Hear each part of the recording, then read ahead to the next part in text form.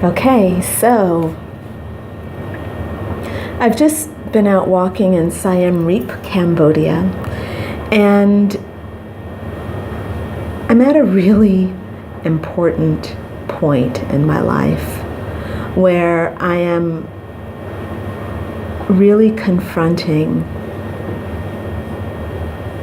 my feelings of disempowerment. And there are so many ways that I show up disempowered in the world.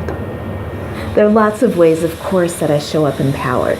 Lots of ways. I'm very powerful, don't get me wrong. I don't think that I'm nothing, okay? I'm looking at really stepping into big time power where, you know, when we talk about like claiming the inner goddess, I mean really claiming that shit, you know, like really owning my creativity, my sexuality, my femininity, my ability to manifest my dreams, to make my world the way that I want to make my world, and to make this world the way that I want this world to be, you know? It's like, talk about what do you want for yourself and what do you want for the world? Well, I'd like to see some peace in the world, you know? And to be a real advocate of peace. And I feel like I have a role to play in that process of allowing and shaping the world. And at the same time, for myself, I have to feel powerful so that I can do whatever it is I want to do in my life, whether it's being an advocate for peace in the world or for whatever it is I want to do, for being a traveler, for writing a book. I need to know what my real power is. I'm curious about myself. So I do this inner work because that's my art, understanding my power and really using it. So I'm here in Siem Reap, which is it's a really interesting place. It's different than any other Asian city, any other city that I've been to, period.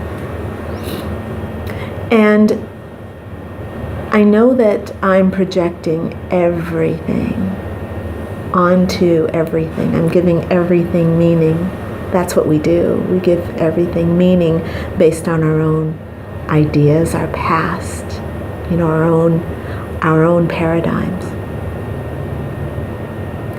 And what I'm experiencing here now is this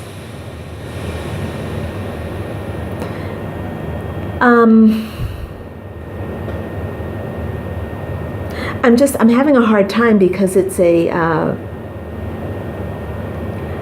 interesting dynamic. So the people here are not particularly friendly, and there's a part of me that has issue with that. Like, on one hand, they are very friendly, but on the other hand, they're not. And this is where I get, this is just where my own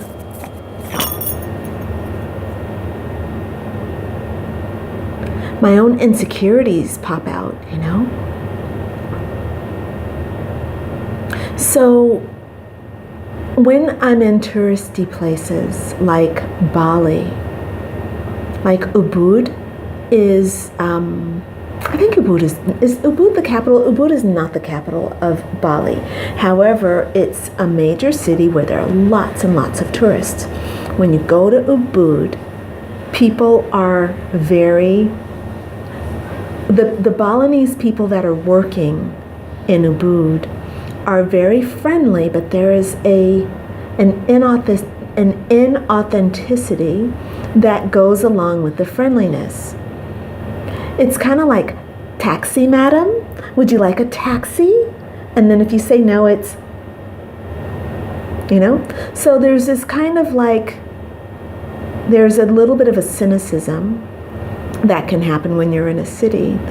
And here in Siem Reap, I'm very aware of that same vibration Now, when you go to different parts of Bali, so for example, like when you go to Tabanan, there is not the inauthenticity. People are really friendly. And when you go into the villages, people are really friendly just because they're fucking friendly. So Balinese people are really friendly.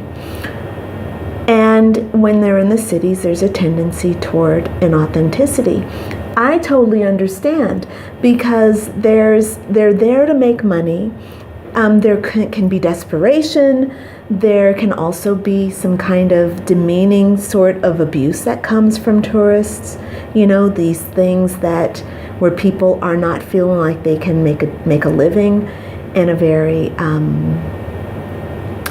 in a way that gives them dignity, or if they're mistreated by people, you know, that are coming in, people can feel abused. They can feel like their culture is being shit upon by tourists, you know, so there can be all sorts of cynicism that happens, and you notice it more in big cities. People in villages aren't exposed to tourists, so they have a more open mind. They don't feel like tourists are necessarily raping their country and taking from them. People coming in, you know, with a lot of money, what they perceive as a lot of money. That thing is just not happening when you're in smaller villages. And so it's a different feeling.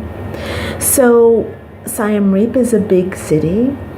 It's got lots and lots of people, and but it's not a very Western city. It's not really geared toward the Western person like Ubud might be. So I'm just processing all of this right now. I'm going to wrap up this video and just leave it there for right now. For one thing, I've got a client, and I've got to go have some dinner and get ready for my client. I'm happy to be here. I don't want you to think that I'm in despair. I'm just processing and slipping into the vibration that's around me, and working really hard to not try to fit this experience into an old paradigm.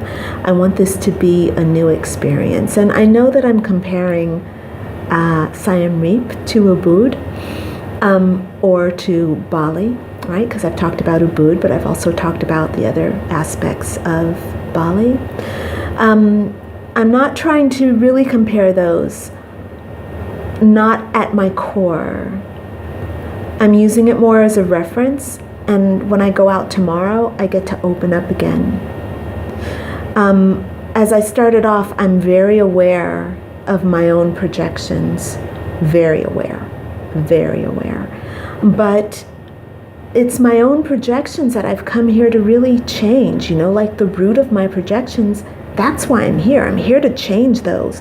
Every time I go to a new place, it's so that I can lose myself, so that I can lose my personality, lose my ego, lose my sense of self at the superficial level.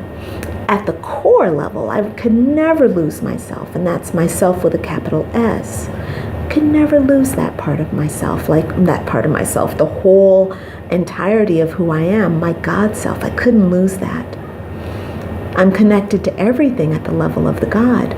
But in order to realize that connection, I have to go into places like this and challenge my own personality, challenge my own perception, challenge my own way of being. And that's what I'm doing. And I'm very grateful for Siem Reap for doing that. The more I open and the more I let go of my egoic personality, that level of self, the more connected I feel at my core, and that's why I'm here. All right, so I'm going to sign off. I would like to tell you about my fruit. Mangosteen, rambutan, something that begins with an L and sounds like Logan, but it's not. I keep calling it Logan fruit, and she's like, no, Longchamp. And oh, I have a big old dragon fruit. I'm gonna eat a lot of this since I'm awakening my inner dragon. All right, now I'm really signing off. But I got a lot of fruit to eat. Okay, bye for now.